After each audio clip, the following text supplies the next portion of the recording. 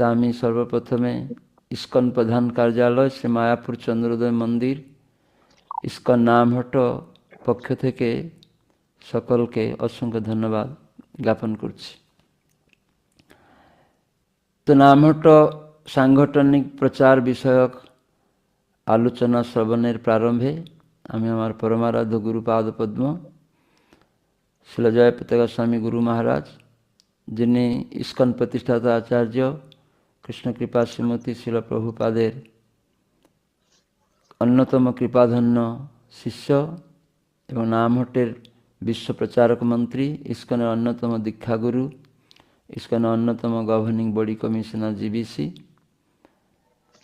শিল জয়পতাকা স্বামী গুরু মহারাজের পাদপদ্মে দণ্ডবত প্রণতি নিবেদন করে তার হেতুকে কৃপা আশীর্বাদ প্রার্থনা করছি এবং ইস্কন প্রতিষ্ঠাতা আচার্য শিল অভয়চরণ অরবিন্দ ভক্তিবেদান্ত স্বামী প্রভুপাদের শ্রীচরণে দণ্ডবত প্রণতি নিবেদন করে তার হেতুকে কৃপা ও আশীর্বাদ প্রার্থনা করছি এবং উপস্থিত সকল আসাম রাজ্যের নামহট্ট পদাধিকারী ভক্তবৃন্দ এবং ইস্কনের অন্যান্য আসাম রাজ্যের যে সমস্ত নেতৃস্থানীয় পরিচালক ভক্তবৃন্দ এবং নামহট্ট চক্রপতি, উপচক্রপতি, মহাচক্র সেনাপতি, মালা সেনাপতি এবং জেলা প্রচারক এবং ডাইরেক্টরগণ সকলের চরণে প্রণাম নিবেদন করে সকলের আশীর্বাদ প্রার্থনা করছি।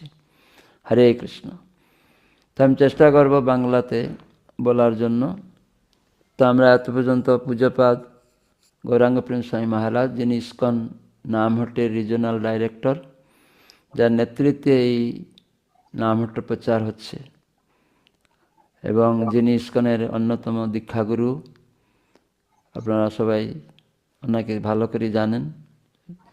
তো তিনি খুব সুন্দর দীক্ষা সম্বন্ধে এবং মহাপ্রভুর কিছু প্রচার শিক্ষা তার ভক্তদেরকে যে তিনি দিয়েছেন সেই সম্বন্ধে তিনি জানালেন, উৎসাহিত করলেন এবং পদ্মনেত্র প্রভু উনিও বাইরে রয়েছেন মায়াপুর থেকে আজকে। তো শ্রবণ কীর্তনের যে গুরুত্ব সম্বন্ধেও দিগদর্শন দিলেন। তা আমি মায়াপুরে থেকে আজকেই সপ্তগ্রাম কৃষ্ণপুর, যেটা শিল রঘুনাথ দাস গোস্বামীর জন্মস্থান, এখানে আমরা কিছু জমি পেয়েছি, এটির উন্নয়ন করা হচ্ছে এবং নিত্যানন্দ প্রভুর পাদপদ্ম চরণ চিহ্ন পাদপীঠ মন্দির সেটা গঠন করা হচ্ছে, সেটা আমাকে একটু দেখতে হচ্ছে। গুরু মহারাজ আসবেন 8 তারিখে আর এবং